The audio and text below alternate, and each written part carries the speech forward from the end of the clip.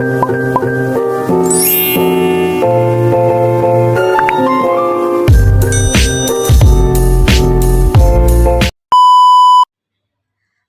semua, gimana nih kabarnya hari ini? Semoga sehat selalu ya.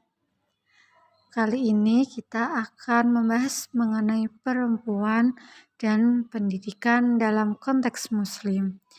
Nah, kali ini kita akan fokus pada pendidikan perempuan di Mesir untuk mengeksplorasi hubungan antara tingkat pendidikan, kemiskinan, dan pembangunan sosialnya.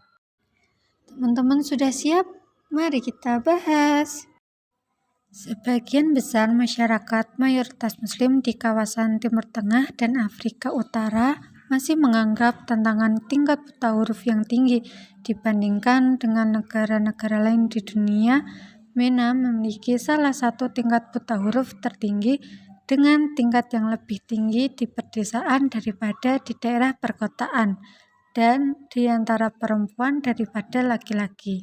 Di Mesir, di pedesaan 23% laki-laki, 45% perempuan, dan perkotaan 12% laki-laki dan 22% perempuan.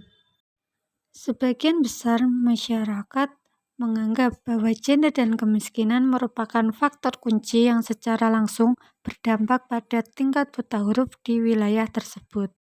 Sementara kemiskinan, kurangnya pembangunan, dan pengangguran di antara negara-negara seperti Mesir, Yaman, dan Maroko telah menyebabkan tingkat melek huruf tertinggal. Sebagian besar keluarga Arab cenderung menyukai pendidikan anak laki-laki daripada anak perempuan. Hal yang sama berlaku untuk pendidikan tinggi. Kenapa harus anak laki-laki? Karena keluarga memilih untuk berinvestasi dalam pendidikan anak laki-laki daripada anak perempuan, karena tenaga kerja anak laki-laki dijamin secara budaya menguntungkan keluarganya dan secara ekonomi menjadi tenaga kerja produktif. Di negara Mesir dengan tingkat populasi yang tinggi, hampir seluruh penduduk mudanya masih menganggur. Fakta di balik peristiwa yang menyebabkan revolusi 25 Januari melawan rezim Mubarak. Faktor penting lainnya yang memiliki percabangan signifikan adalah kurangnya keberhasilan sekolah untuk mempersiapkan siswa untuk pekerjaan abad ke-21. Nah, dari situlah munculnya organisasi Islam di negara tersebut dan khususnya aktivisme Islam yang memperjuangkan pendidikan bagi perempuan. Nah, di sini ada organisasi Al-Hilal dan Al-Fatah, dua organisasi sukarelawan swasta Islam yang dijalankan oleh aktivis perempuan di Kairo, yang berfokus pada gerakan Islam perempuan.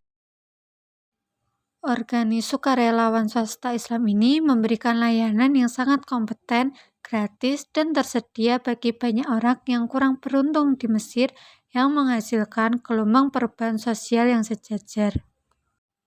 Al-Hilal sendiri memiliki lebih dari satu pusat di kota dan memiliki cabang di berbagai lingkungan pinggiran kota lainnya. Nah, dari situ menjadikannya salah satu organisasi sukarelawan swasta wanita yang paling mapan di negara tersebut. Tidak mengherankan jika para aktivis perempuan Islam di Al-Hisa menolak layanan pendidikan pemerintah, kecuali perubahan pasca revolusioner yang dilakukan oleh rezim Nasir. Pada abad ke-19, pemerintah Mesir kemudian berusaha untuk mengatur perilaku sosial dan produksi tenaga kerja dengan menanamkan dan populasi rasa waktu dan ruang, ketertiban dan kepatuhan yang tetap. Selanjutnya ada pendekatan pendidikan Islam yang beragam. Di Al-Hiyya menawarkan pelatihan kejuruan untuk berbagai bentuk pekerjaan, mulai dari keterampilan kuliner, membuat kerajinan, dan menenun karpet. Program-program ini dihadiri oleh ratusan wanita. Ada contoh Salwa, seorang wanita muda yang telah bekerja di Al-Hilal selama beberapa tahun. Nah, kemudian Salwa memutuskan untuk mendirikan bengkel tenun karpet di sana untuk membantu penduduk desa yang miskin. Proyek menenun karpet mulai menghasilkan keuntungan yang membantu membayar gaji gadis-gadis itu. Nah, gadis-gadis penenun juga diwajibkan mengikuti kelas baca tulis dan pelajaran agama mingguan. Namun, meski sukses, ada konfrontasi dengan tradisi lokal terkait gender. Salwa dan Amsayana sudah menjalankan proyek mereka selama 4 tahun. Ini adalah contoh nyata dari dampak aktivisme Islam dalam mengatasi kemiskinan dan buta huruf dalam skala besar untuk disaksikan di desa tersebut. Di seberang kota, organisasi Islam lain yang disebut Al-Fat mensponsori anak-anak sekolah dari kepala keluarga perempuan. Para aktivis di sana tidak hanya menyediakan perlengkapan sekolah, seragam, dan kebutuhan les anak-anak, tetapi juga mengadakan kompetisi dan penghargaan bagi siswa yang berprestasi. Jadi pembahasan kita tadi yaitu mengenai pemberontakan yang baru-baru ini terjadi di Mesir itu muncul tidak dari kerangka Islamis tetapi muncul dari dorongan nasionalis. Nah, penting untuk diperhatikan bahwa kelompok-kelompok tadi berhasil menciptakan generasi pengikut yang berkomitmen yang tidak hanya diuntungkan dari program kesejahteraan sosial mereka, tetapi juga dibentuk oleh reformasi pendidikan berorientasi Islam. Terima kasih sudah menyimak dari awal hingga akhir video. Semoga harimu menyenangkan. Bye-bye.